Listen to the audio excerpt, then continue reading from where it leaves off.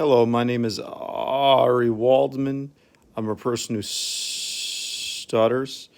Today is Friday, October 9th, 2020, the 21st of Tishrei, the 7th day of the Jewish holiday of Sukkot, Hoshana Rabbah.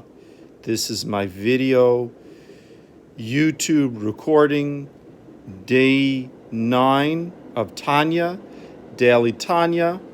Today's Daily Tanya is eggeret hakodesh, middle of epistle 23, Friday the 21st of Tishrei, 5781, October 9th, 2020. Eggeret hakodesh, middle of epistle 23. Ki kviat sechar, hu shem meir Hashem lenefesh tidarshenu b'or Torato shehu ma'ata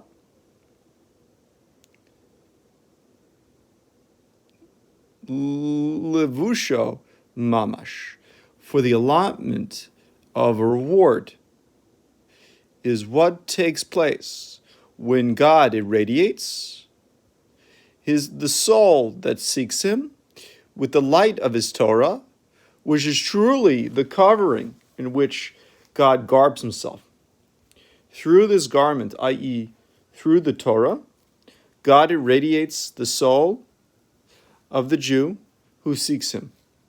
This search for him can take place either during the service of prayer that precedes one's study of Torah, or during one's actual study. As explained at the conclusion of chapter 37 of Tanya, the Talmudic phrase korei b'Torah can mean not only reading, i.e. studying the Torah, but also calling God through the Torah. In this sense, when one studies Torah, one resembles a child who calls his father, asking him to come and be with him. V'lachein nikrat haTorah, or shneimar ota, or kasalma. For this reason, the Torah is called light, as it is written, he garbs himself in light as with a garment. This verse refers to the degree of illumination diffused by the Torah, which, like a garment, is finite. Likewise, the faculties of the soul are inherently limited, both qualitatively and qualitatively, since the light that emanates to the soul must be integrated within its faculties. This illumination itself must also be limited. In the words of the Alter Rebbe, v'hanefesh hi ba'alat gvul v'tachlit b'chol kechotia. Now the soul is limited and finite in all its faculties. Lachein gam or Hashem hameir bahu gvule mitzum sam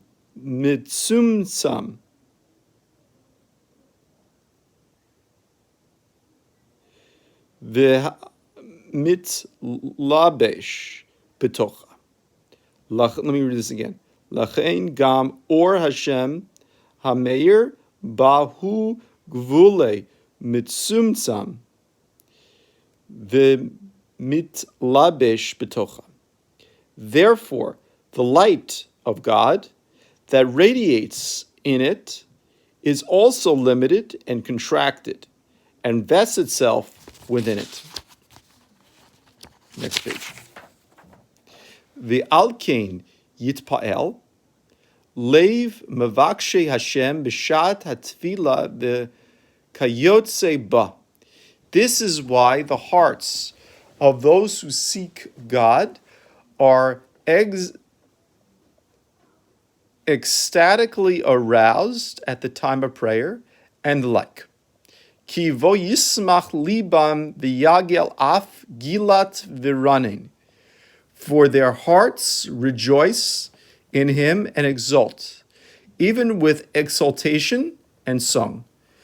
V'tit anag nafsham b'noam Hashem al Hashem v'oro. And their souls delight in the pleasantness of God and his light. Bihi gloto mim ata levusho shehi haTorah. And it becomes revealed through the covering which God garbs himself, which is the Torah. V'yatsa kibarak chotzo. And his arrow comes forth like lightning. From this garment, this illumination initially emanates to the soul with all the vigor of a lightning bolt. V'zuhi kviat sechar haTorah hakvua tamid b'nefesh amala ba. This is the allotment of the reward for the study of Torah, which is always fixed in the soul that labors in it. Being fixed within the soul, constantly this reward is received by the soul, not only in the world to come, when the soul is enabled to apprehend rewards that are not to be obtained in this world, but in this world as well. And since this kind of reward consists of a finite degree of illumination, it can be received by the soul, even as the soul finds itself within the body. This is why it is written that a reward awaits even one individual who studies Torah. Aval hahar indwelling, however, i.e., the degree of indwelling of which it is written that the Shekhinah dwells among them, hi ha'ora atzuma mo'or Hashem hameir va b'li gvul v'tachlit, is an intense radiation from the light of God that radiates in it within the soul itself and not within its inherently limited faculties, without limit or end. Ve'enu yachol lihitlabesh b'nefesh gvulit ki im makif aleha malmala me resha ve'ad ragla. It cannot become vested, i.e. integrated and internalized, within a finite soul, but encompasses it from above like a transcendent makif light from its head to its foot, so that all the levels of faculties of the soul, from the highest to the lowest, are surrounded by this infinite divine light.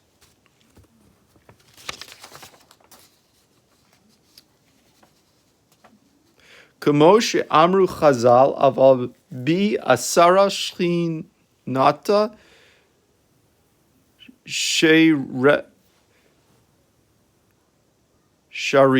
Kolomar, Shrei, Kolomar, Alehem Malmala. As our sages of blessed memory taught, the Shekhinah hovers over every gathering of 10 Jews, over them from above. Just as the Shekhinah hovers over all the Jews in an encompassing manner, even when they are not studying Torah, so too, even with regard to the indwelling of the Shekhinah that is brought about by congressional Torah study, this illumination of the soul, being infinite, must be primarily transcendent. Kamo shekatu v'hi noam Adonai Elokeinu v'ma'aseh yadenu konana aleinu. Thus it is written, may the pleasantness of the Lord our God be upon us, establish upon us the work of our hands. Kolomar ki noam Hashem asher hofa b'masa yadenu be'esek haTorah v'hamitzvot, i.e., we ask that the pleasantness of God, which has appeared through the work of our hands, in our involvement in the Torah and the commandments. Deoraita ukadusha brichu kule chad. For the Torah and the Holy One, blessed be He are entirely one. Yitkonen v'yashara aleinu milmala.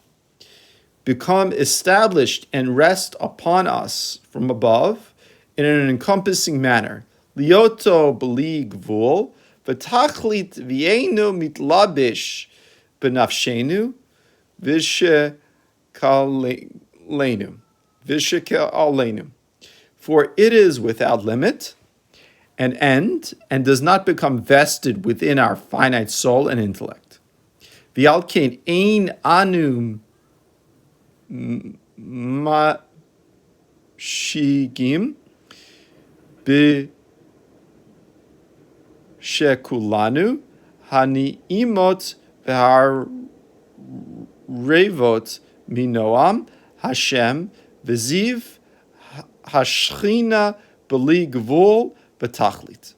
This is why we do not apprehend with our intellect the delightfulness and sweetness of the pleasantness of God and the unlimited splendor of the Shechina. Asher mitkonen v'shora aleinu b'maaseh yadenu b'torah u'mitzvot b'rabim davka.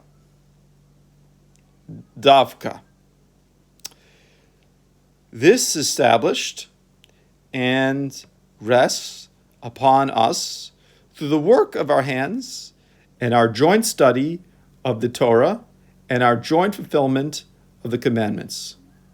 An infinite order of illumination is elicited only by collective Torah study and performance of mitzvot. V'yal ze amru razal schar mitzvah b'hai alma leika. And of this our sages of blessed memory said, in this world there is no reward for the performance of the commandments, since this world is finite.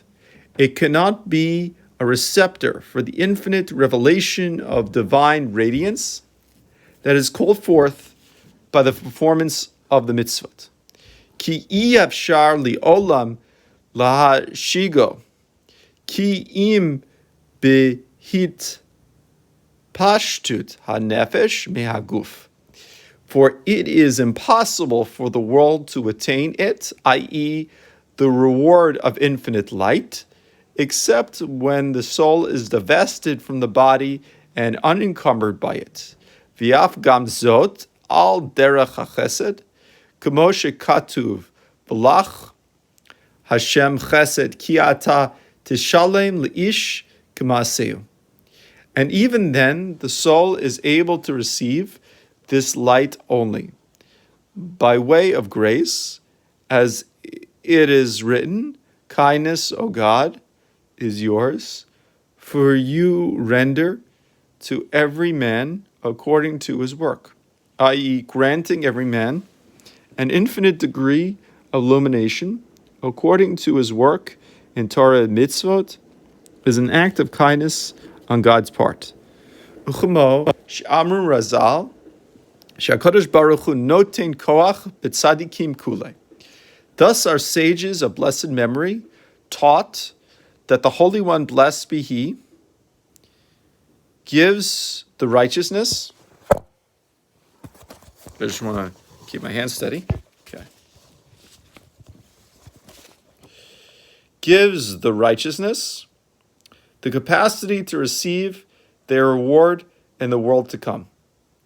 Even then, this gift is needed, for even after the soul divests itself of its body, it is finite, while the reward that it receives is infinite. Ma she'ein kain b'malachim. This is not so, however, with the angels, which are incapable of receiving an infinite degree of revelation, kamo sheshamati mirabotai, ki elu nimsa malach echad omed b'me'amad al Sara mi Yisrael biyachad af she'enam midvarim b'divrei Torah. As I heard from my masters, viz. The Baal Shem Tov and the Maggid of Mezrich, that if one angel were to stand in the presence of gathering of 10 Jews, even if there were no words of Torah between them, yet still, since the Shekhinah rests upon every gathering of 10 Jews. Tipol alav eimata v'fachad b'li gvul v'tachlit mishchinte disare alehu ad shahaya mitbatel mimitzi-oto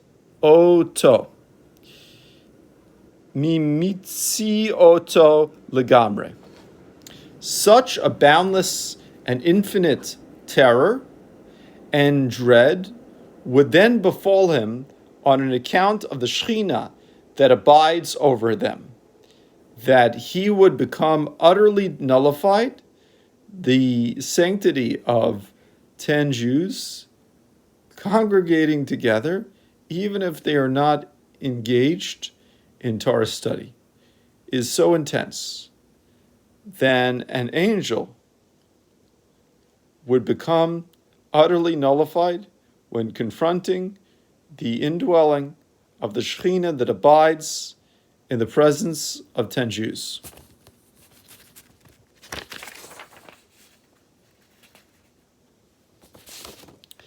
In Sefer HaSichot 5704, the Rebbe Rayatz relates that when his father taught him this letter for the second time, and they came to the above theme of the superiority of the souls over angels, be noted that, as I heard from my masters refer to both Baal Shem Tov and Maggid of Mezrich, the phrase "I heard from my teacher" in the gloss to chapter 35 refers to the Maggid of Mezrich. The Rebbe Rashab went on to tell him that the theme is one of the laws that are studied in Gan Eden. Then, having shared with him 8 narratives regarding the laws studied in Gan Eden, he concluded that all this is discussed in Tanya in order to encourage the establishment of daily study groups in Ein Yaakov, concerning which the Alter Rebbe states that most of the secrets of Torah are concealed in it, and that moreover, it atones for man's sins. At that time, the Rebbe Rayatz his father told him that Hasidim of old used to include as part of their indispensable daily study sessions, in addition to Mishnayot, a page of Gemara and Tanya, a passage of Ein Yaakov, at least one law, of 2 paragraphs in Kitzur Shulchan Aruch. In a paragraph, if a paragraph was long, it was studied as one law. Though usually one law is divided 3 there into 2 paragraphs. If a paragraph was long, it was studied as one law, though usually one law is divided there into 2 paragraphs. This is the end of my video, YouTube Tanya, day 9. Goodbye, have a great day.